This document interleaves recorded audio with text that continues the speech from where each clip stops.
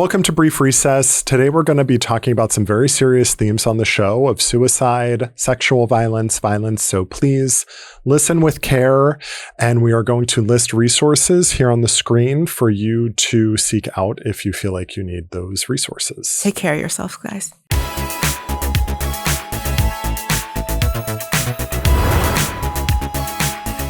Welcome to Brief Recess. I'm Michael Foote. I'm Mélissa Malebranche. Today we're going to be talking about soup, transracialism, ICE at the airport, secret lives of Mormon wives, that time I was crying on the floor of Melissa's office.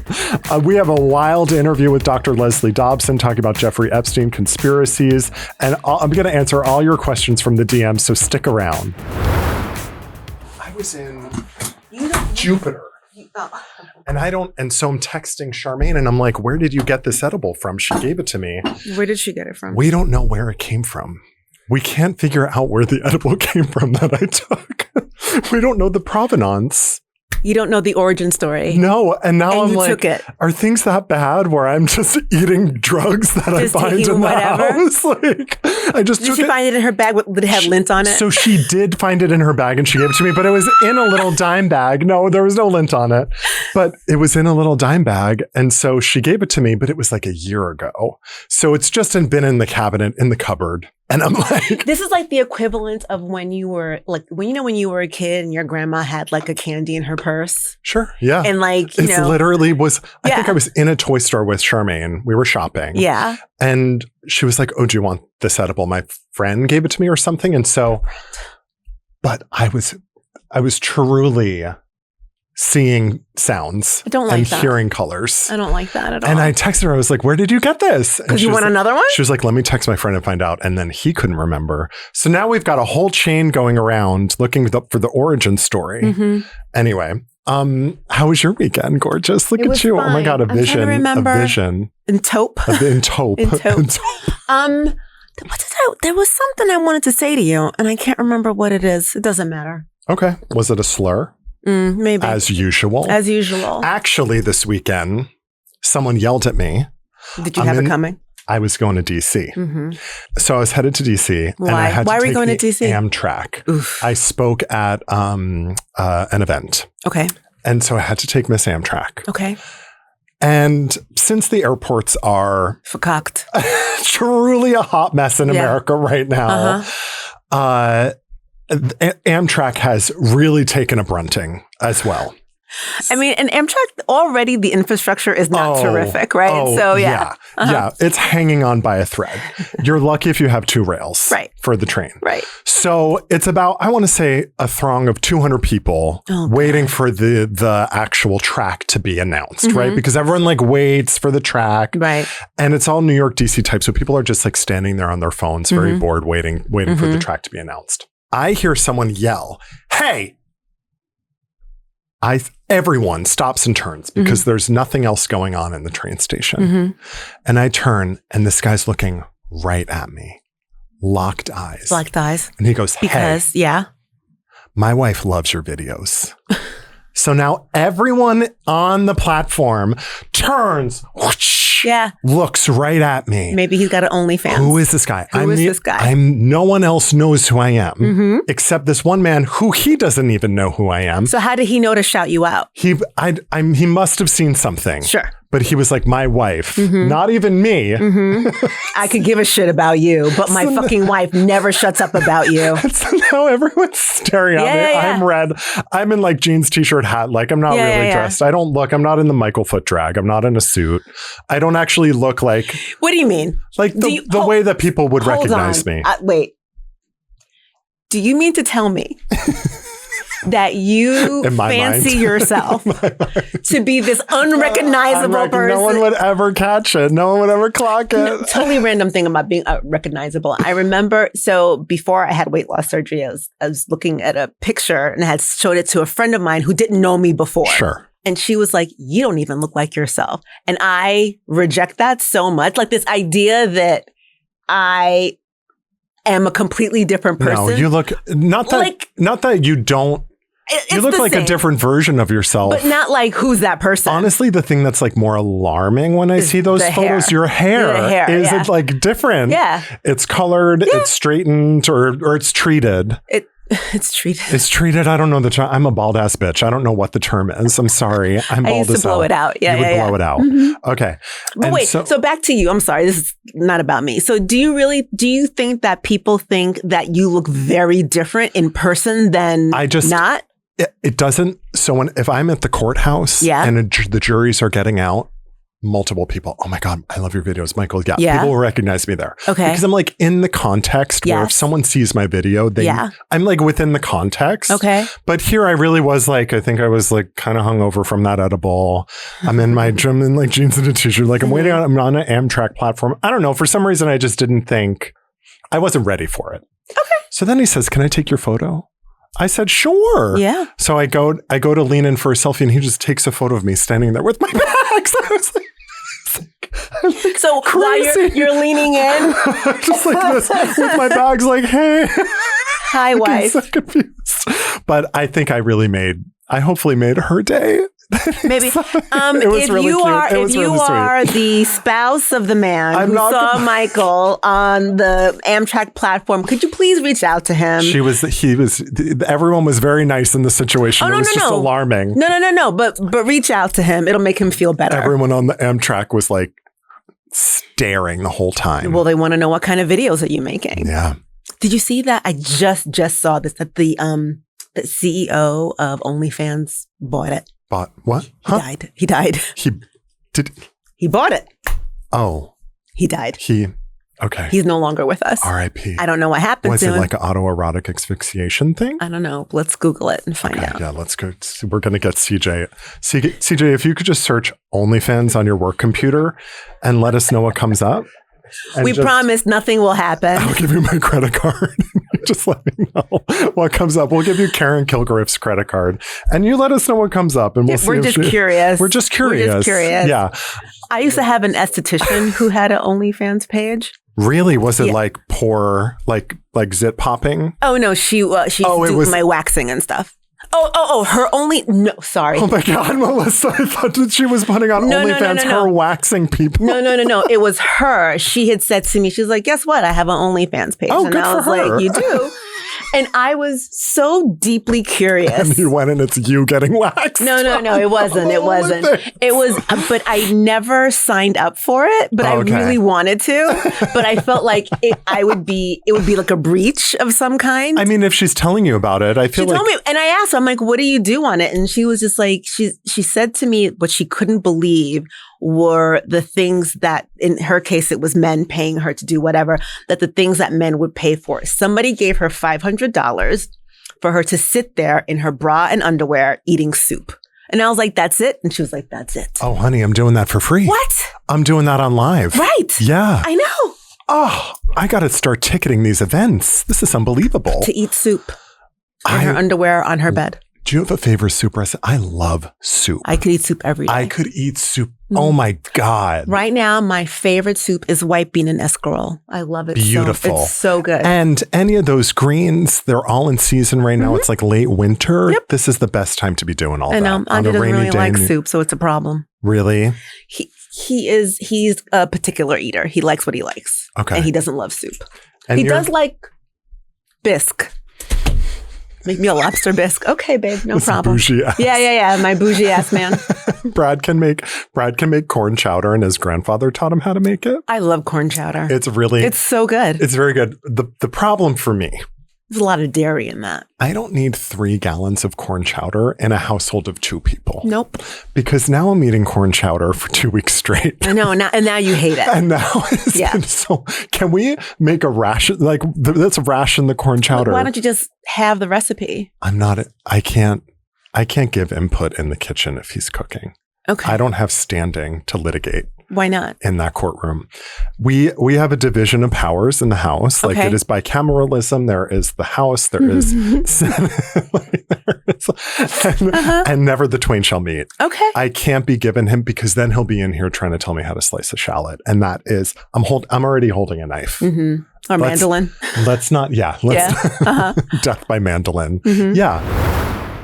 Let's do a sidebar. I know we wanted to revisit transracialism because we really just dropped that in the comments section like it was hot. We did. And I knew nothing about it. You found out live here on the scene what I knew about transracialism. Which was nothing. Zero. And admittedly, I also know very little about it. I just sort of fell into it and was just like, what is this? But that's the point of the algorithm. Right. It just drops you into that Birkin unboxing video. And then before you know it, you're in a rabbit hole. I'm texting the lady at the Birkin store and I don't even want one.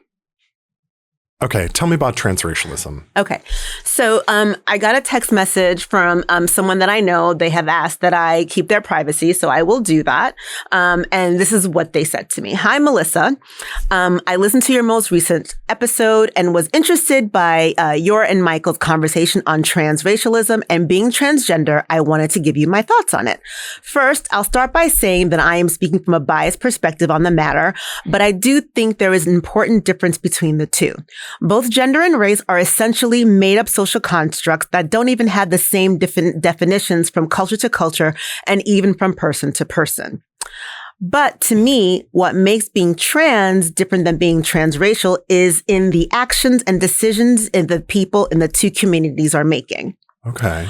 When someone like Rachel Dolezal decides to become a Black woman and takes up a position as president of the Spokane NAACP chapter, that comes at the expense of a community that she does not belong to. On the other hand, the transgender community is not doing things like that. We are not speaking on behalf of cis women or cis men, and I've personally never heard of a trans person who argues that they are. Trans people, for the most part, speak only on behalf of other trans people. This is where I see the difference, but I always have more to learn, and perhaps there's a perspective that I have overlooked. Even if you don't read this at all, I wanted to share my thoughts. I absolutely read this, and to the person, when they know who they are, I adore you completely. And thank you so much for listening. Thank you so much for participating. And our plan is we really hope to really get into this. We're looking for some experts. If anybody out there knows anyone, by all means, please shoot us an email.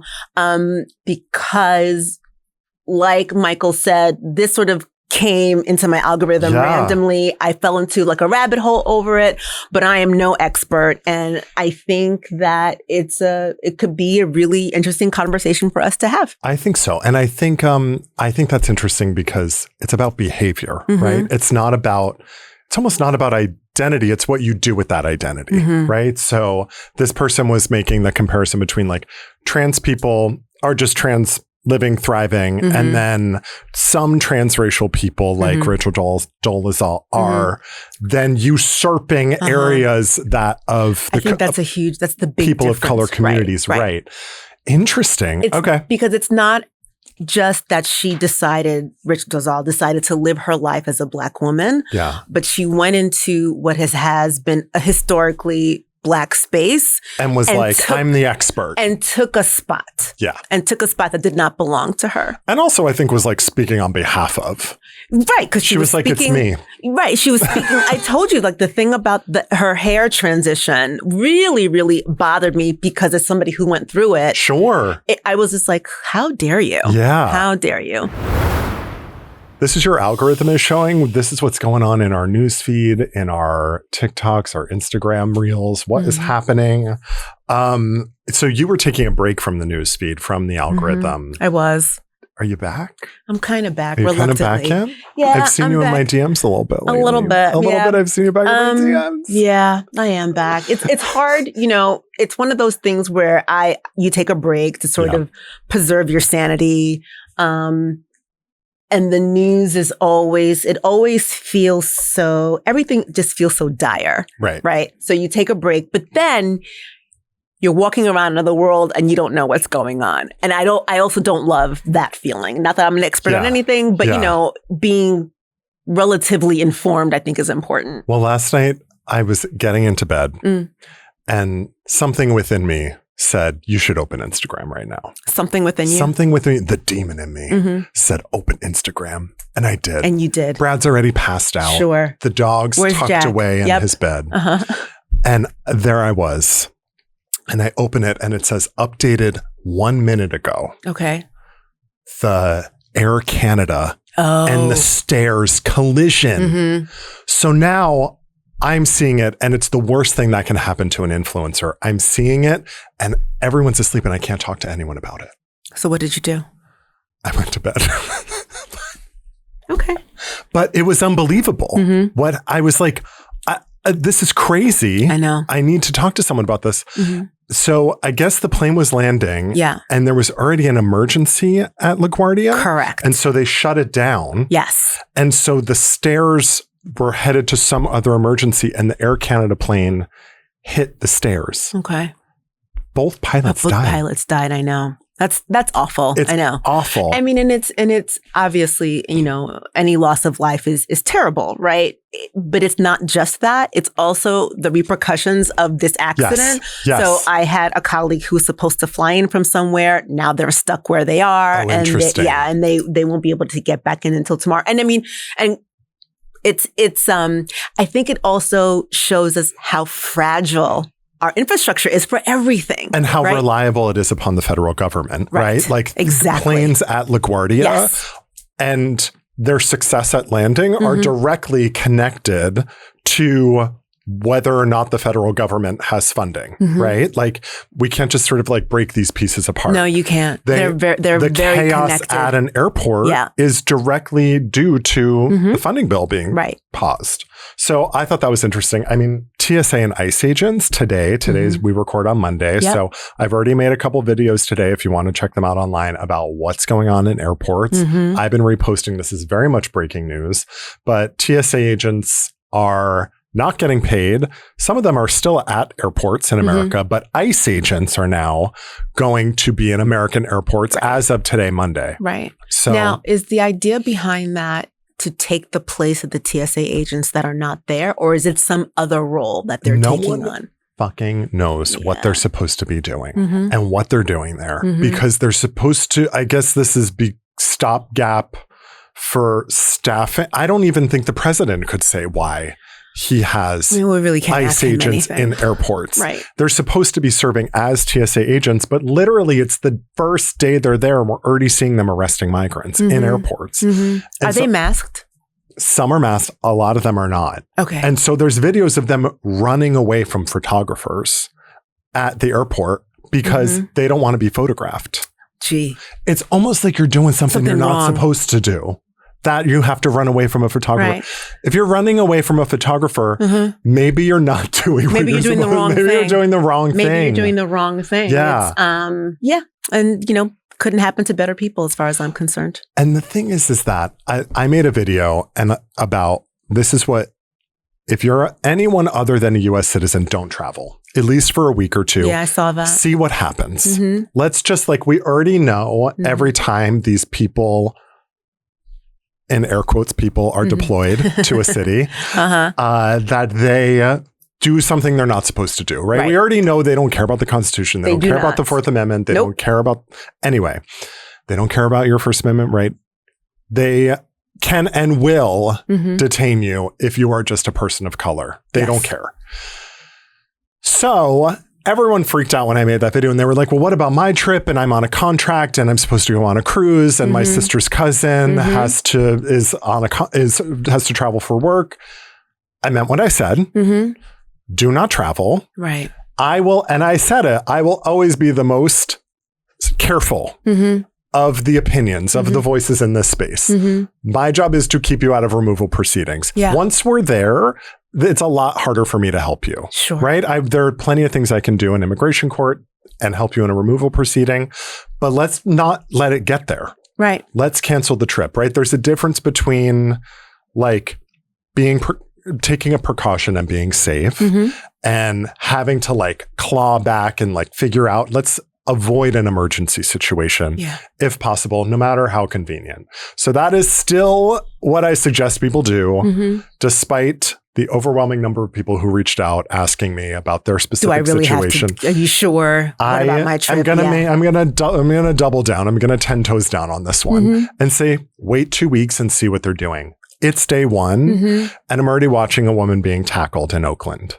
So let's wait. Yeah. Let's wait. I want to keep you safe. Sure. That is where I'm coming from here. So That was the one thing that was really all over my feed today. Yeah. Pam Bondi, though, subpoenaed Good. by Robert Garcia. And Good. she's like, I'm not doing it, which means eventually, if you avoid subpoenas enough, a warrant for your arrest I was going to say, goes you out. get arrested. You get arrested. So you know what? Don't go, Pam. Don't go, honey. Go. I would have loved to see that photo. I could not wait to see this woman with no extensions, no filler, in an orange jumpsuit. I got a spot for you on my lock screen when you're ready. When we get that photo. I would love for that. You're going to take Jack off your screen for Pam? For Pam Bondi getting perp walked into absolutely. I would take anyone. No one in my life is more important than that visual. No, fair. And my husband will tell you, he'll agree. Mm-hmm. Speaking of spouses, have you followed the Secret Lives of Mormon Wives drama this weekend? Oh, it's not the chick who, the Bachelorette? Yeah. Okay. Throwing stools and taking names. So we've got, what's her name? Taylor Frankie Green. Yeah. So these are not things that I watch, right? Like I'm not a Bachelorette person. I'm not a Secret Housewives or anybody person. The Secret Housewives. Of whatever it is. This is just Don't tell anyone I'm a stay-at-home housewife. Yeah. These are not things that I'm interested in. But again, if you're on social media, it came across. And when I saw her throwing the stool, I went back to look at the whole thing. It's like, what is happening here? You know what I wonder? I wonder, because think about, this is a huge franchise. Sure. It makes a ton of money. Yes. And I wonder who's going to lose their job over this, because the person was not vetted. Well, we found out it was Taylor Frankie Green because they canceled The Bachelorette. Right. But do you know what I'm saying? Like, I always wonder about that. Like, what is the vetting process? What are the questions that are asked or not asked? Yeah. Well, because no one's more dangerous than a white woman on reality TV. Like, that is going to be the most treacherous person you're going to meet. Unless it's a white woman at your job who's crying. Go ahead. That is really real. You feel, you seemed like you had more to say on that subject. No, that's all. No, that's all. White women crying in the workplace. YK. Mm-hmm. You've told me a bit about these situations where, I gotta tell white you women cry at work and say that black women were being mean to them. Or they just cry. Like there's nothing like, I mean, I've had people cry in my office before. Well, yeah, I've had people cry in my office, but they're crying in my office. But it was me. Yeah, it was Michael. Michael was crying in my office because he what did you do to your eye that time? I got a migraine. Yeah. I had a really bad migraine. But what did you do? So we went to Alyssa. That slut. Right. And I was like, Alyssa, what do I take for migraines? Because she's a migraine girl. She gets them all the time. Mm-hmm. And she was like, oh, and she opens up her purse. And she gave Michael like four like bottles of nail polish tumble out. Right. Along with like a couple of things of like CBD. Right. Of like topical. Right. And she's like, so you put them here, and here. They were highly mentholated. Yes. It was peppermint or menthol or something. And Michael somehow gets it in his eye. Somehow I put it on and then I rubbed my eyes. And now he's crying. In my office. On the floor. And I'm looking at him. Laying on the floor. And I'm like, what? And Michael says, help me. So this is what I did. And I'm going to tell you how I knew what to do. But I bring over my garbage pail. And I open a bottle of water. And now I'm waterboarding Michael. Yeah. And I remember I couldn't see much because I had a migraine and now I have oil in my eyes. Yeah, now he's blind. I do have a visual of Melissa looking at me and I do feel like at one point you rolled your eyes like, I'm going to have to douche this man's eyeball.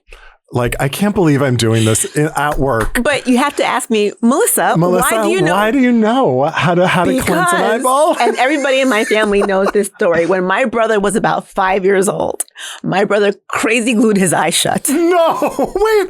This was a plot point on season 2 of The Pit. This happened. Did it? Episode 1, yeah. Really? Anyway. This girl crazy glued her eye together. My brother crazy glued his eye shut, and my father was at work, and my mother at the time was in graduate school, and she was doing like her last thing. and my brother comes out and he's crying with one eye shut like this. And he's the tears aren't coming out, it's getting bigger. And then my mom looked at him and looked at me and she said to me, Mélissa, fix your brother. Fix your brother. His eyeballs glued shut. So I had to take my brother. So my brother was like 5. So I must have been like 16 years old. Oh my God. Take my brother into the bathroom and I probably scalded the shit out of him because now I've got his eye under hot water and I'm putting Vaseline on it. No. And I took a paper clip to like pick off. But you know what? He's fine. He's fine. He can see again. He can see again. That's like full triage. This is actually Nurse Jackie. Like so, this is. I remember once just talking to a therapist and telling a therapist, but I wasn't talking about this because I was fine, right? Yeah. But he was like, Mélissa, that sounds very traumatizing, and I'm like, is it? Yeah. This is like your jury story from last week. You were underreacting to life, babe. Your jury story last week, you were like, yeah, anyway, the mob stuffed this guy in a trunk and dragged him across state lines. But it wasn't the mob. It was this random Yahoo who stuck this poor man in the trunk of his car and drove him across. Was he okay? What happened? The man? Yeah. Yeah, he's okay. Oh, he then testified. That is boring. Fuck that then. I mean, he was okay. Let that guy off. He didn't commit a crime. No. For me, what was boring was the process, right? It was lengthy and nobody was like, I object. There was none of that. It was just like, oh. And they were like, and what was he wearing when he stuffed you in the trunk of the car? And you were like, God, get me the fuck out of here. So boring. No, I know. Okay. Anyway, that's how I knew how to save Michael's eye. So if you have an eye problem, I'm your girl.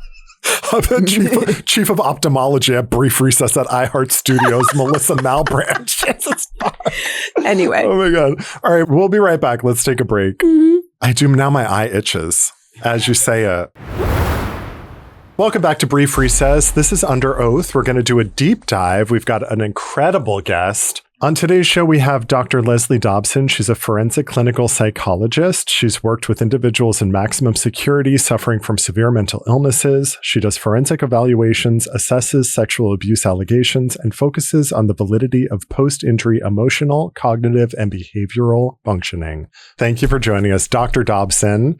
I thought it would be great to have you on the show today to talk a bit about the Epstein files and what we've sort of seen happening with the case in America. I know that you have done a few of these interviews sort of talking about, is Epstein alive? What's happening with this autopsy? Mm-hmm. I would love to just sort of get into it with you. Mélissa and I talk about this a lot. So this is really an area of interest, especially as everyone is learning more and more about these files as we sort of dig into the actual documents. Yeah. I mean, my opinion would be, I think I would even testify to this, that I opine to the fact that he is still alive.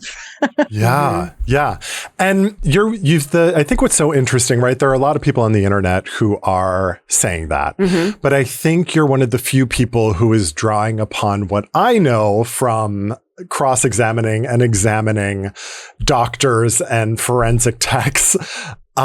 In court, you're really relying heavily upon your expertise in your area of practice. So I thought it would be cool if we could sort of go through it a bit today and talk about whether or not this report from his hanging, ruled suicide, mm-hmm. What rings true to you, where you see the holes and errors in this case. I can draw upon a little bit of his attempted suicide a few months prior as well.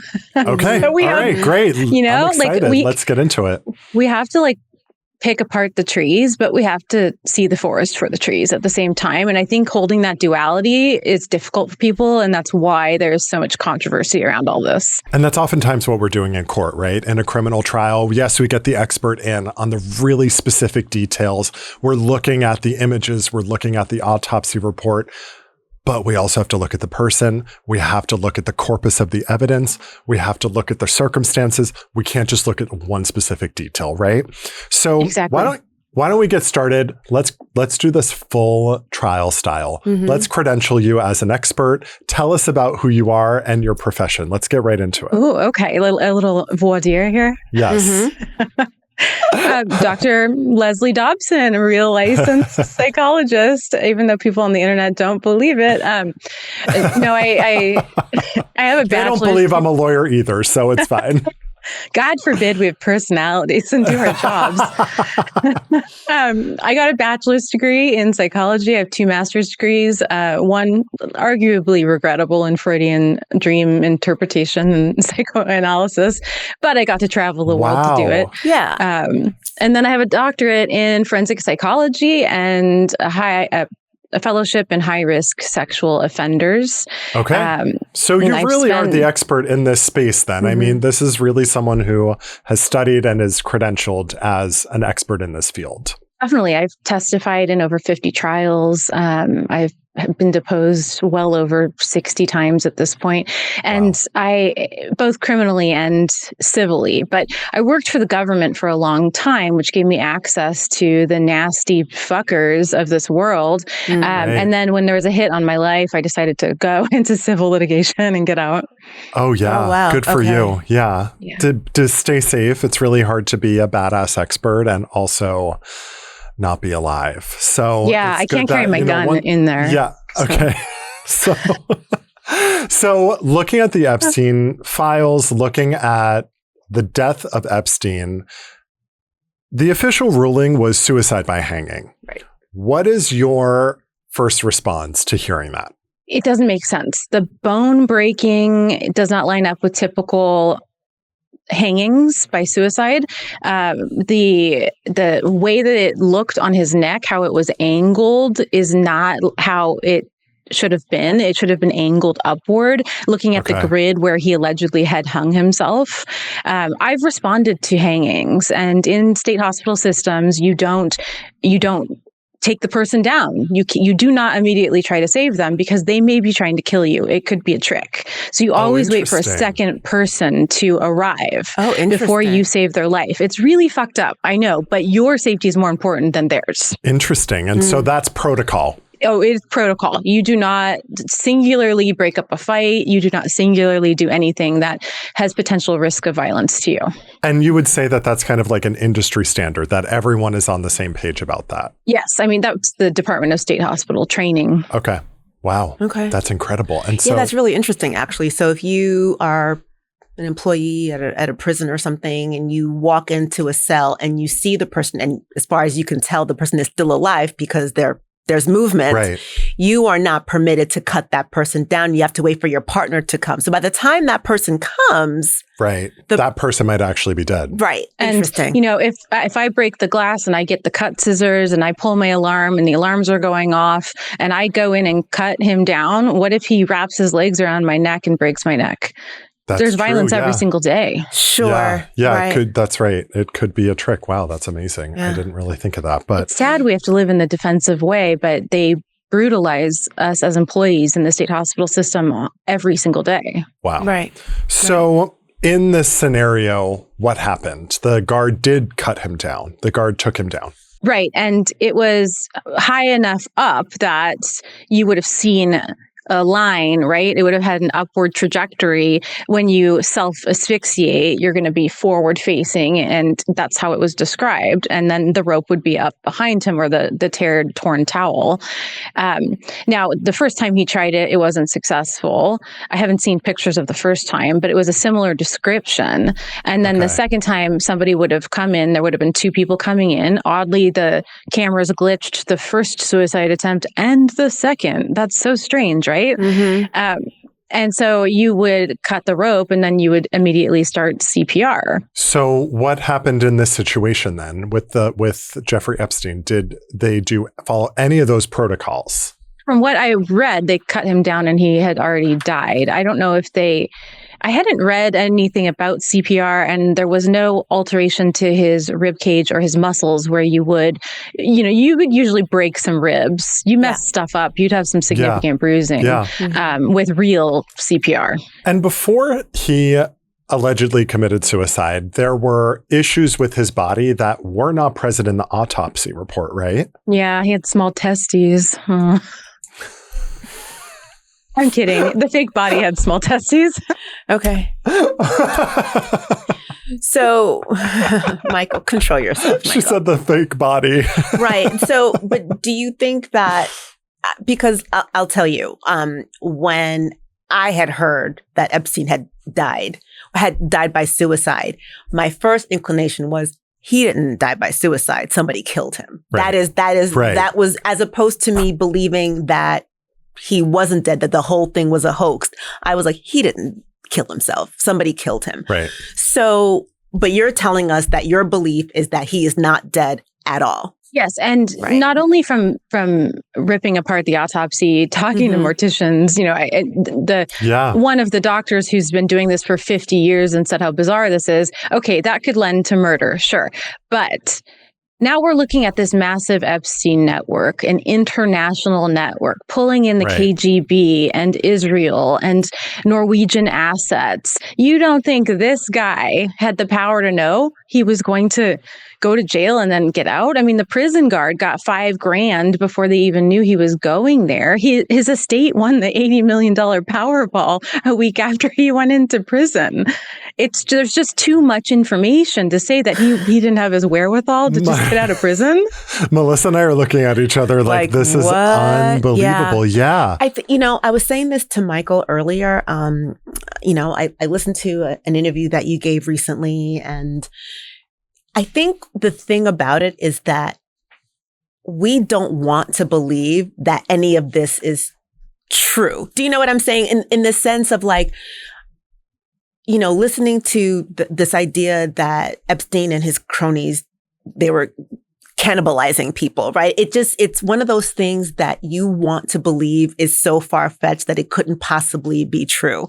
Same thing with this idea that, he was so powerful that he knew all the right people in all the right places to smuggle him out somehow. Right. It sounds like something that is made up. It sounds like something that you've seen on the big screen, right? Because we've seen movies where somebody's going to do a prison break and they fake their death and they cart the body out in the coffin of someone else. You know what I mean? We've seen those stories before. Right. But this idea that this is something similar-ish happened here, it feels so unbelievable that you want to believe that it's not true. Does that make sense? Yeah. Oh, I do. And I think it's hyper normalization. I think the dump of the data was purposeful and the amounts were purposeful. There are images that have been taken offline that were there. So I think they wanted to quickly shut everyone up and then bomb Iran and hope it went away. And, I do believe that we distract in politics. Mm-hmm. And it's too convenient, right? I mean, every time we hear about a dump or about images or a really damning email, suddenly it's taken down off of the website. And then there's some other calamity elsewhere that happens to sort of, they're trying to bait and switch us, right? Oh, look at this other shiny thing. Yes. Don't focus on this thing. Right. It makes too much sense often, right? And I think that I know that recently there have been some subpoenas that have gone out for people to testify for guards that were there the night of this alleged suicide. Can you speak to that a little bit? Correct. So the House Oversight Committee has subpoenaed at least one of the guards who was there that night. And in particular, she has received payments from the Epstein estate in amounts of $5,000. That is not that much money in my mind. I'm like, that is not enough to cover up. It feels like that's not enough money for this person to risk all of this. Oh, right. $5,000. You're dealing with really dangerous people. Do a little overtime, you'll get $5,000, right? It just feels... Right. So then what was the money for? How many times did she get it? Right. Are there multiple accounts? Do we know? She's a good person to question. And $5,000 is usually the amount that doesn't flag too much attention in bank statements. Oftentimes in cases I've dealt with, it's usually you want to, people are keeping transfers on the smaller side because it doesn't trigger any sort of IRS scrutiny. I thought it was under 10,000. Yeah. Like 9,900. People try and keep it, on the lower scale. Right. I mean, 10,000 is the limit to go to Mexico, but... Not you telling us how to do it. No, right. not the how-to guide. So do we believe, as far as this particular prison guard, that it was only a one-time $5,000 payment? And have they been able to explain why did she get that $5,000 at all? She hasn't spoken to it. She hasn't explained. They haven't explained, but it's in his financial records that were exposed, and Congress plans to ask about it. Okay. And then he also purchased 2 ambulances shortly before. And then there's another prison guard who sent an email that's in the files, and the FBI referenced it. I think he used 4chan or Discord to state that they moved a body in at midnight, right when the cameras cut out. I saw about that. Yeah. So we have these little dribbly bits of evidence that are sort of like dropping in here and there. What do you think happened? Like, what is your hypothesis? I would just assume he walked out with his friends and they brought in another body. And that's why we have 3 doctors who did the autopsy with varying information. And now he's had plastic surgery, changed his face, and living in Russia.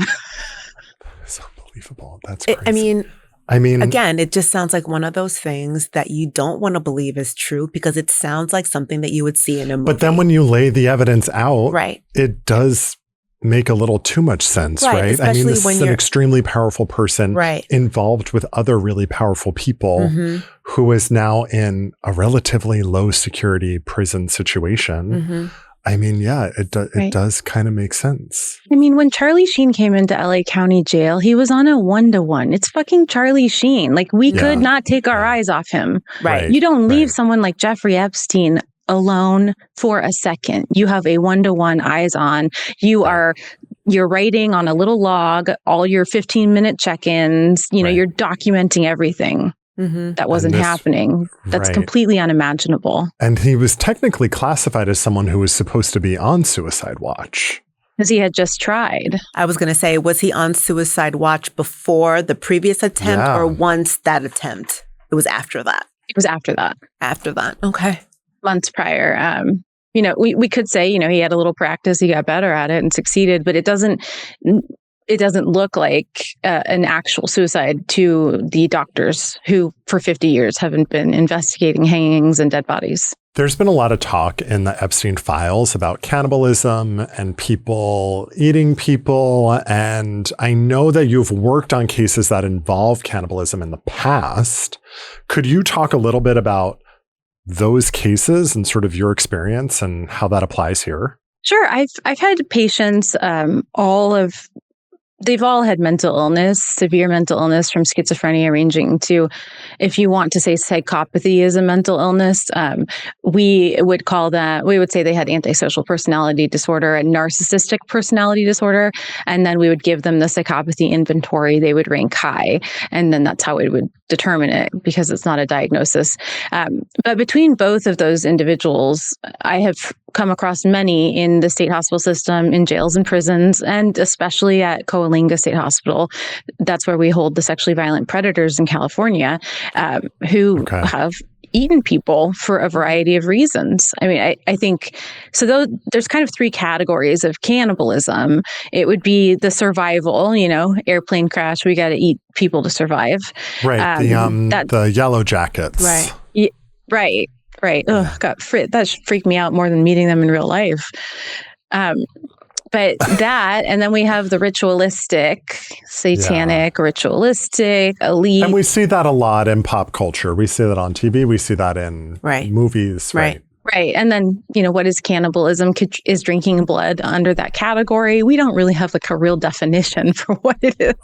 Is it, if you cook it, does it count? But then you have the more psychotic. Yes. Answer yes. It counts. If you cook a person, does it count as? Yeah. Of course. What? Why is that? I don't even understand why that's a question. I'm sorry. The lawyer should have asked that. Sorry, that's just for everyone watching. It counts. I'm like very stuck on this. I can't believe that that's a question. Who asked that question? Get them in the studio immediately. People ask me these questions all the time. You know what? I cooked it. It don't count. Oh yeah, that. It's it just again it just sounds so wild, right? That people are asking questions like that. It's easier to be like, y'all are crazy. Yeah. Discredit the person giving you the information because the information is so ridiculous. Wild, right.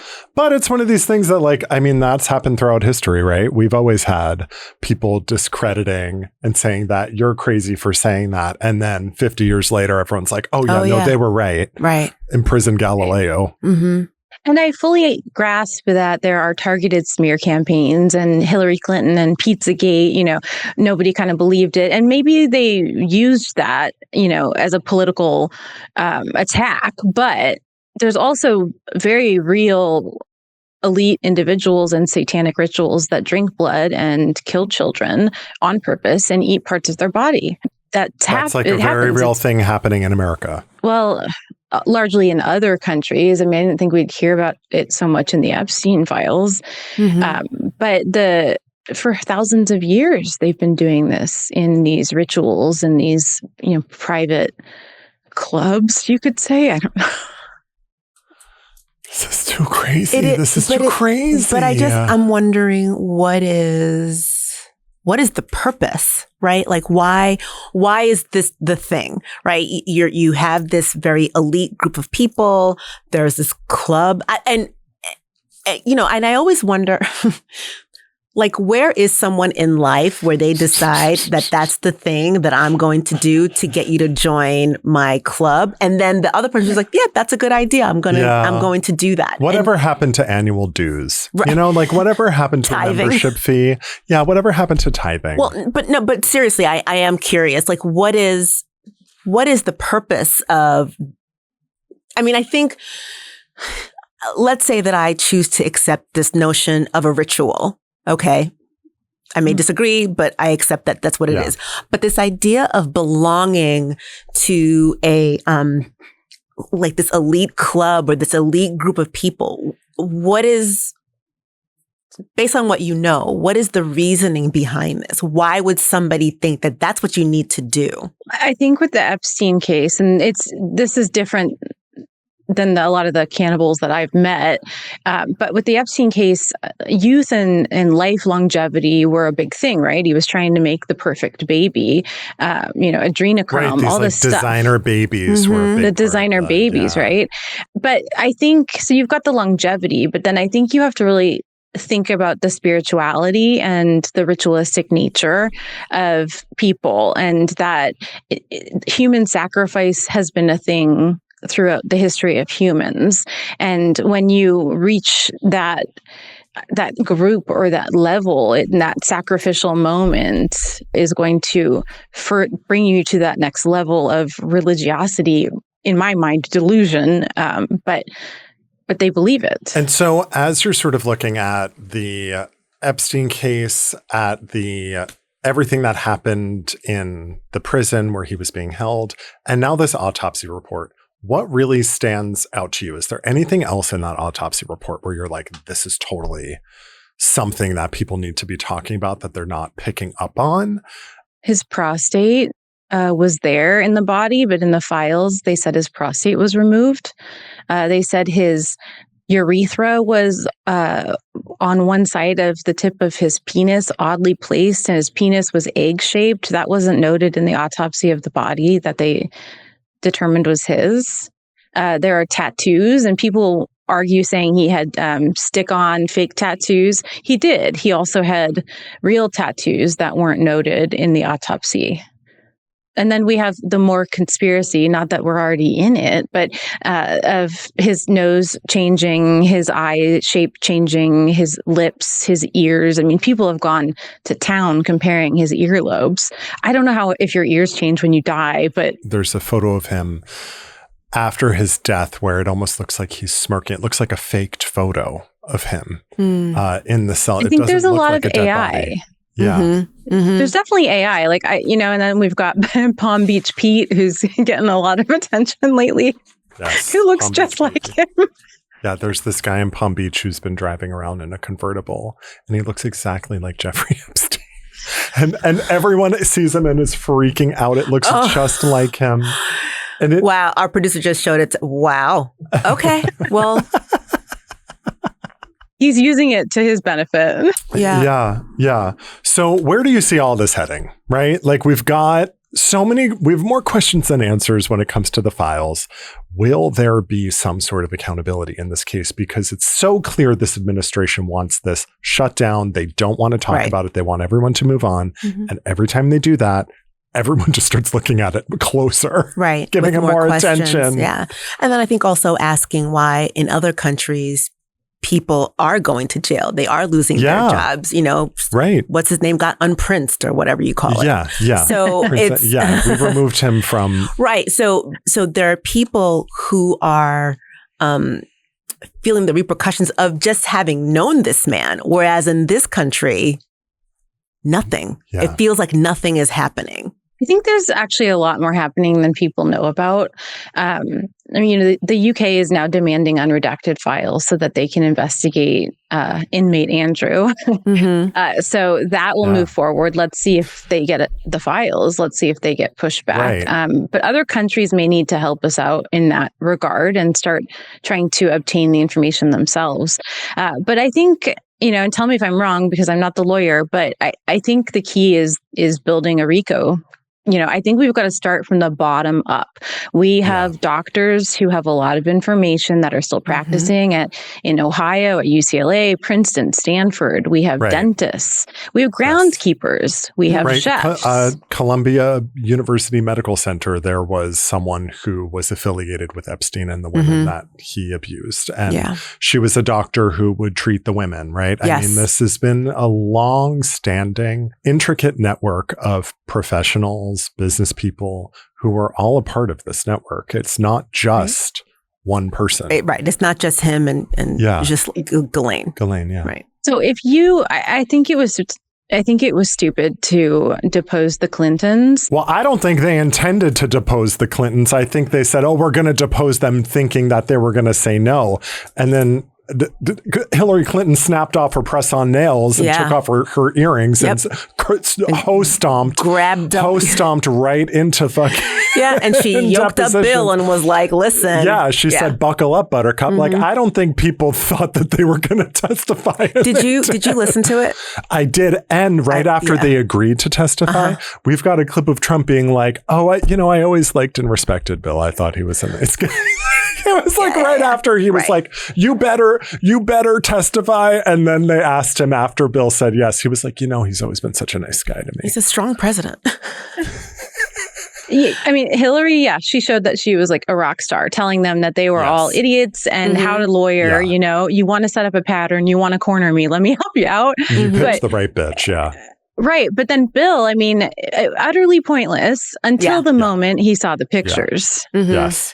Yeah. And then the admiration for those pictures told the world he's been on that island and he had some orgasms there. He was a little bit too excited to do a walk down memory lane. Well, the other thing was an island. What I thought was super interesting about this, because I watched it, was his attorney was sitting next to him, and at one point she grabbed the pictures. She was like, enough. No, like, give me that. But it was more like, give this to me. You know what I mean? It was more like that. It was more like, you stupid idiot. You got to keep these guys. You got to keep these photos away from him. He loves them too much. Yeah. I wonder, with the work that you do, it's a very heavy emotional lift. How do you take care of yourself? Because I feel like, so one of the things I'll say is that I have, at one point or another, started and stopped to look at the Epstein files that I see online. And it is overwhelming. It is overwhelming for me. And similarly, I was listening to this interview that you gave. And again, I had to stop. I picked it up again, but I had to stop because it's overwhelming. And I just wonder, you are doing this work, this really hard, necessary work, because somebody needs to tell us what's happening. Right. How do you take care of yourself? How do you have the appetite for this? I eat a lot of beef jerky. No, my husband's a psychologist. I do Pilates a lot. I love Pilates. I think it's better than meditation. Having to hold yourself in the air and not die is phenomenal to get out of your head. Yeah. But I've had great mentors and I've had great training, and I've learned over time to leave work where work should lay. And I have active cases now. I have 2 reports that are going to trial, and I have to finish them this week. So I have my own distractions, even though they're still dark. They're still they're rape cases. They're difficult cases. But we win. I win all the time. Yeah. I win settlements for people. I bring justice to victims. I close schools. I take money from the Catholic Church. I close dioceses. I put people behind bars. And every moment of that erases the trauma I endured to get there. And every child I save, I just did a Hague International case, a child abduction case. So now I'm working all around the world. And 99% of those cases fail. The kids get sent back to the violent parent. I won. Wow. We won. I got heard well enough. I tested everyone psychologically well enough to explain. And that, to me, those wins make it worth it. Sure. No, it's just, I just can't imagine it. And I don't know. I feel like I want to say thank you, because it just feels like really, really difficult, constantly like uphill work. Yeah. Do you get a lot of pushback on the internet for your videos or from other experts even? Because I get that sometimes. Not from other experts. Independent journalists do like to write hit pieces on me, and like the Wall Street Journal, things like that. But other experts, we're in line with how we view this, and we support each other. But I get a lot of death threats, and those aren't from the experts; those are just from people. So I have a dog sent from Serbia who speaks German. I conceal and carry. I have people that watch me. So I have to take precautions. Yourself. Right. So in your opinion, as you're sort of looking at the overall Epstein situation, and I just want to ask, it sounds like you have a lot of experience with these types of systematized abduction of children. What are you seeing here in this case, right? As an expert in this area of practice, what are you really seeing as you observe the Epstein situation from the outside? I'm seeing the world drastically trying to normalize the age of consent, to minimize pedophilia, and to minimize the severity of child trafficking across the world. And a lot of people hate on Tim Tebow. I don't know much about him, but his organization has done a phenomenal job really pointing out trafficking and the dangers of it. They put money behind it. The statistics are really solid. If you were to Google it, you might see 100,000 kids missing in America a year. I'd say it's well over 300,000. Where the fuck are they all going? Yeah. I've had people sell their children. I mean, that's how a lot got to Epstein, was they sold their child for the day. A lot with the hope of becoming famous. Why people went to the Playboy Mansion and then got trafficked. But a lot of parents, the most likely person to traffic a child is the biological father. And trafficking doesn't mean gone for good. It could just mean sell for an hour, right? We have to see. We also have to understand what this term trafficking means. Right. A lot of people think it's some sort of the person has disappeared somehow, right? Yeah. Which is sometimes the case. Sure. Yeah, and these girls had babies. We don't know where the babies went, but a lot of the survivors who still have not been interviewed by Pam Bondi or the DOJ have a lot to say, and they all have open investigations. And that's that's the movement we're not seeing. That's the movement we can't see, because they are actively going through these cases. 2 things I want to ask you. So, have you had an opportunity to speak to Epstein victims and to hear what they say and to document what they say? Yes, many. Okay. And what happens with that information? Are you just holding on to it, or is there a plan? Because I think that's one of the things that I think about quite a bit. And I've talked about this with some friends, but I feel like we're not hearing enough from victims. And is that because they want to protect themselves, or are they being stifled? They're terrified of being sued for billions of dollars because we're talking about billionaires coming together with billionaires. And also they have open investigations going on. And so they can't tamper with the investigations. So when I do talk to them, I get limited information. Of course, it's not going to harm any of their cases. But I text a lot of Congress, and I've been able to get a lot of their cell phone numbers, and I will just rage text them what to do. I feel like a lot of people on the internet would like to rage text Congress. Do you get responses from them at all? Is anybody responding to you? Oh, yeah, definitely. I mean, I think out here in California, Robert Garcia has been incredible. He's been great. Eric Swalwell's been incredible with this.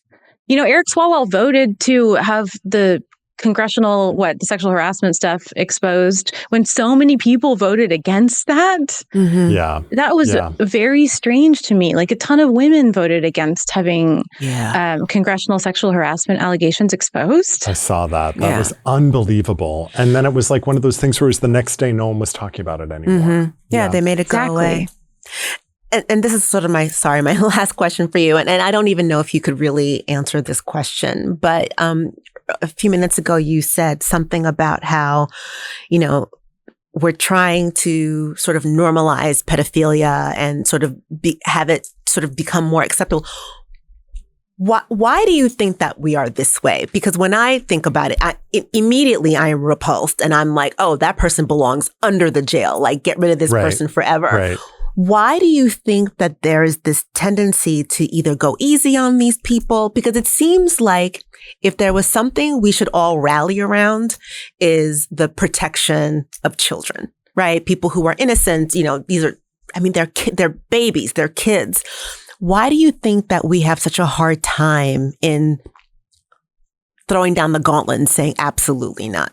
Because you can only sell drugs once, but you can sell a child's body over and over again. So that's money. In an email in the files. Yeah.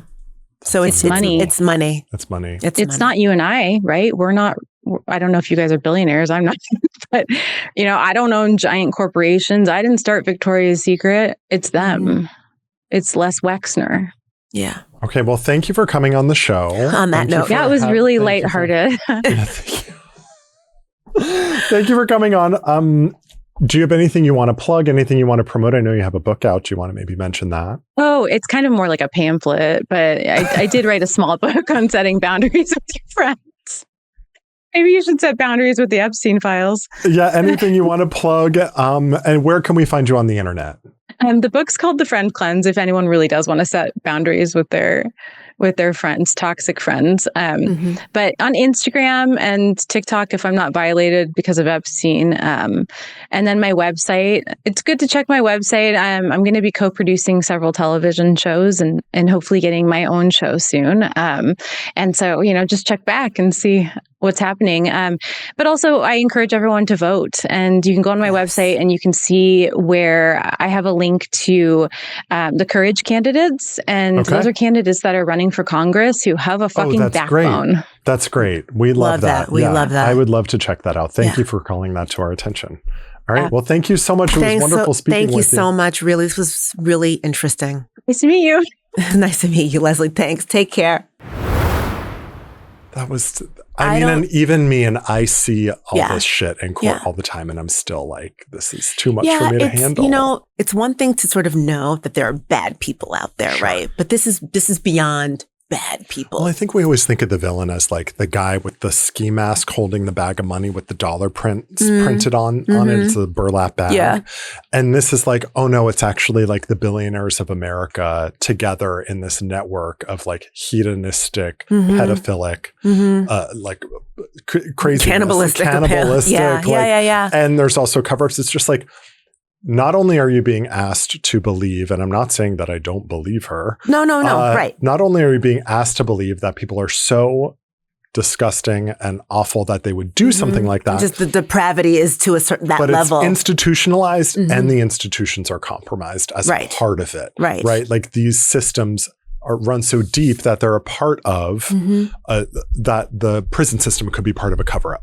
Like that is just like so shocking and unbelievable. That's right. And that's what we're being asked to believe. Forever to people to really digest that. So the Epstein file drop, I think that was strategic, right? They released everything at once. So the public was overwhelmed. And then the news cycle, they'd be constantly competing with the news cycle. Yeah. That was crazy. I'm shooketh. Yeah, I don't quite know how to feel. Do you know what I mean? I'm like disturbed, but also like, again, and it's not that I don't believe her. It's more like my mind is blown that these people walk among us, right? Yeah. That these are people. And I had seen something somewhere where somebody was like, we should be looking really hard at anybody who's a billionaire, because if you are a billionaire, there's something that you did that is not on the up and up, and that's how you got that. Now, I don't know if I believe that to be true, but it would sort of correlate with what you're saying, right? Like it's the people at the very, very top who have all this money and therefore have all this power, and they're able to get away with doing these types of things. Right. It's like, I think about this a lot in like a legal context when it comes to a class action lawsuit, and I get a check in the mail for $3 for something horrific that a company did. And I'm like, oh, this is just like a rounding error in their budget. Like justice for them was like a decimal point that they misplaced on a spreadsheet somewhere. We imagine that billionaires in America got there because they were smart and talented and not crazy, right? That's actually, I think we're learning, not true. No, I actually don't think that's true. I don't think that's true either, but I think for a lot of people, they assume, oh, if you're a billionaire, you're really wealthy and successful, it's because you were smart enough to do it. To get there. But I think we're sort of, the culture is realizing that is not at all the case. That is not the case at all. Actually, a lot of billionaires can be crazy and psychotic and not smart and actually really stupid. So I think that's what we're sort of rubbing up against here. This is Tales from the DMs. We're going to answer all the kooky, crazy, wild things you send me in my DMs and Melissa's DMs. Friends, what do I always say? While Michael is a lawyer, he's not your lawyer, so get your own. Yep, ready. Okay, I'm going to read this one because I think it's really funny. So these are reviews that people left? These are reviews. Okay, these are reviews. And if you want to leave a review for us on YouTube or Apple Podcasts or Spotify, we will read some of your reviews because some of you are really, some of them are really funny. Yeah, you guys are really funny, and we appreciate it. I'm ready. So this is from the episode that we had with Joanna from America's Next Top Model. Yeah. And this is from Lori. Okay. Lori says, sorry, I hate to be that bitch, but it's barkeeper's friend, which I'm not sure one would use on Le Creuset. It's for metal, which would scratch the enamel coating. Thanks, you know what, Lori? I think she says sorry to be that bitch. I don't think she's sorry. I don't think she's sorry. And however, you know what? I am that bitch too. So I'm sisterhood, Lori. But Lori does redeem herself and says the following. Love Michael and Melissa's friends in real life energy. They brighten my Thursdays. Thanks, Lori. I will. And that is a good point, though, because it will scratch. I think there's metal in Barkeep's friend, and that's like the exfoliant that you're using to get off. So you don't want to use that. I get the sense that maybe I was also not calling it by the right name. It was probably like Barkeeper's bestie or something. Whatever. I don't know. You were probably calling Lori. it something. Yeah. I probably was. Yeah. No, I correct people all the time, too, though. So do I. It's our toxic trait. If I have something in my teeth, Melissa will be like, you always. I have to. Well, I was pounding that almond croissant earlier. Okay. And I had powdered sugar all over me. All right. You didn't catch it, but I caught it. Okay. And I knew, but I was like, if I didn't catch this, I knew. Before you had a little something on your face? I had fuzz. It stuck in my stubble and Melissa caught it before we started rolling. Yeah. That's my job. Lori, we're right there with you, honey. Okay, thanks, Lori. Okay, this is a heated rivalry clip when we were doing a deep dive of heated rivalry. This is from Jessica. Jessica just says one line. Scott absolutely bottoms once in the show after Kip gives him the socks. Which is that all it took? He gave him socks and he immediately bottoms. But I will say, he doesn't bottom in the books. He doesn't. So he's not versed in the books. So that's what I was saying. The Old Testament and the New Testament are different. Yeah. And it happens. It's okay. It happens. I mean, who among us hasn't bottomed after receiving a pair of socks? I mean, some people don't even get socks. That's true. A lot of people are bottoming for nothing. I love this because it feeds right into Michael's vanity. So this is from every woman has a man in their past who made them crazy. I stand by this. Yes. Red Rose says, this camera and lighting is so amazing. Y'all look like AI.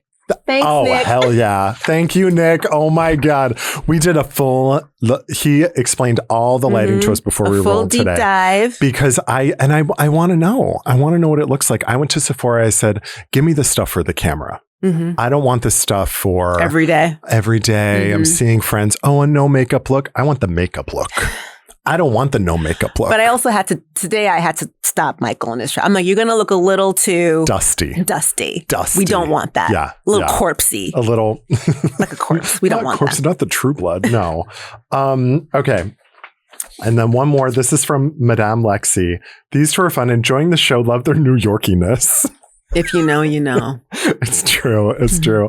My dad's even more New Yorky than I am. Really? Yeah. Where did your dad grow up? Long Island. Oh, okay. Long Island. Long Island. And when I talk to him, sometimes I'm like, oh my God, Dad. Yeah. Like when it starts to come out of me. Yeah. Yeah. Interesting. Keep it up, divas. Keep it up, divas. Diva.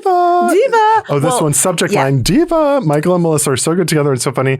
Diva is my new vocal stem. That is, I want to make a ringtone, but I don't know how to do it. Of the diva ringtone. And then I'm scared it's going to go off in court. We'll make sure it doesn't, Michael. You know me. And you know I'm not going to make sure. I'm going to forget to do Do you really? My phone went off during this show recording. That's true. And when I was out in LA, I was What's your recording with ringtone? camera. It's just the normal Apple one. Oh, I feel like I could make it though. You could probably do that. We'll get the head of tech in here. I have a ringtone. I have like ringtones for everybody. You do? Yeah. Yours is just regular. What's mine? Yours is my ringtone for everybody for the Gen Pop is. What's it for your mom? A doorbell. Oh. Ding dong. She's here. Yeah. She's here. My brother's there was this song a long time ago called Yo Little Brother. Okay. So it's that for him. All right. Andre's is it sounds like a computer, like a robot. Yeah, because he's a robot. Yeah. He's speaking of AI. No, it's true. My AI husband. He is. Yeah. No, I get it. So we talked about the Nito squishies last week. Did you get it? So I went back to the store. Well, I saw that sign. And before I could even get inside, I looked down. There is a red dot laser pointed directly at my chest. I'm not kidding. Okay. And I look up about 600 meters away. There she is. The owner of the store sniped me. And on the door, this is serious. This part's serious now. On the door, there's a sign that says, if you want a Nito, don't come in here. No. Get lost. Get bent. And it said no more Nitos, and the FedEx delivery that she kept telling me come back for the FedEx delivery. It said missing. The FedEx delivery is missing. So I think one of these little rascally youths stole the Nito package. Probably. And is just wild selling Nitos, black market Nitos. out of the pop in the trunk. Hey man, I got Nitos for you. I got big ones, I got small ones. I don't have the really big ones though. Nito do you want?